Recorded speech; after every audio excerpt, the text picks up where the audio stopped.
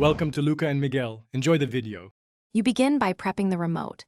Insert 2 fresh AA batteries, double-check polarity, and make sure the AC is on.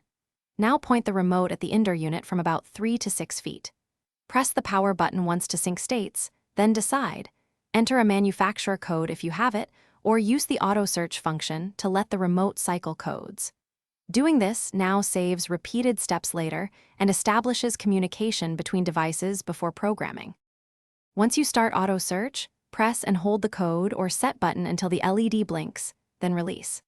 Next, press power or the indicated test key repeatedly to cycle through stored codes, pausing about 2 to 3 seconds after each press so the AC can react. This pause ensures the unit has time to receive and respond to each trial code. When the air conditioner responds, turning off, switching mode, or changing fan speed, press OK or lock to save that working code and confirm programming.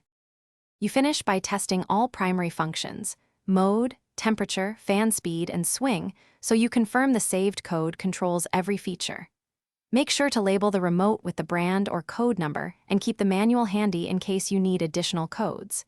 If the unit never responds, reset the remote by removing batteries for 10 seconds, then repeat the auto search. This often clears glitches.